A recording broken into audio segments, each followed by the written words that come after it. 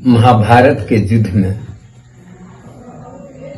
धृतराष्ट्र जब युद्ध से विमुख हो जाते थे, उदासीन हो जाते थे, तो अपने मन के शांति के लिए अपने मंत्री प्रवर विदुर को बुलाते थे और विदुर से नीति की बात पूछते थे। विदुर उसका समुचित उत्तर देते थे। इसके लिए मैं कुछ श्लोक विदुर सुनाता हूँ, जो विदुर नीति से का श्लोक है। यस्य कृत्यं न विघ्नन्ति शीतमुष्णं भयं रति समृद्धिर् सह वै पंडितः उच्यते। अर्थात जिसके कार्यों में सर्दी, गर्मी, भय, खुशी, अमीरी और गरीबी कोई बाधक नहीं होता है, उसे पंडित कहते हैं।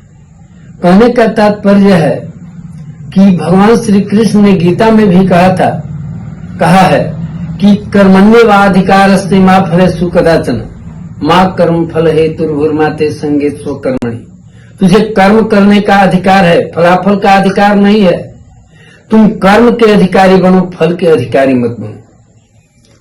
कहने का तात्पर्य यह है कि विदुर ने लोगों को उत्साहित किया है कर्म के प्रति, कि जिसके कार्यों में सर्दी, गर्मी, भय, खुशी, अर्थात सभी परिस्थितियों में अपने कर्म में लगा होता है। जैसे रामधारी सिंह दिनकर ने लिखा है, उनकी आंखों में नींद कहाँ जो पक्के धुन के मतवाले हैं, तीव्र गति होती है उनकी, पड़ते पैरों में छाले हैं। अर्थात जो अपने धुन के मतवाले बन जाते हैं, मंजिल के दीवाने बन जाते हैं, उनकी आंखों में नींद कहाँ, वे सुख कहाँ, उनकी आंखों में सुख कहाँ आती है। जितने ही पैरों में छाले पड़ते जाते हैं, उतनी ही तीव्र उनकी गति होती जाती है।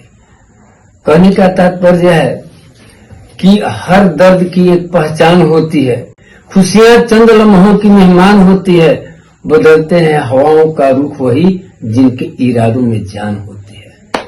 इसके बाद दूसरा श्लोक, तत्वज्ञ सर्वभूतानां योगज्ञ सर्वकर्मणाम उपायज्ञ मनुष्याणां ग्रह पंडितः उच्यते। तत्वं ज्ञायते इति तत्वज्ञ, अर्थात तत्वों को जानने वाले, सर्वभूतानां, भूत का अर्थ होता है जीव, सभी जीवों के तत्वों को जानने वाले, योगज्ञ सर्वकर्मणाम, सभी कर्मों के योग अर्थात अभ्यास को जानने वाले, उपायज्ञ मनुष्याणां, मनुष्यों को उपाय को जानने वाले मनुष्य को पंडित कहते हैं। यह तो पंडित की परिभाषा है, लेकिन मूर्ख किसे कहते हैं? अनाहुतः प्रविशति अपृष्टो बहुभाषते अविश्वासते विश्वसन्निति मूढ़ चेता नराधम। बिना बुलाए प्रवेश करता है, बिना पूछे बहुत भाषण करता है। नहीं विश्वास करने वाले पर जो विश्वास करता है वह मूर्ख और पापी नर कहा जाता है।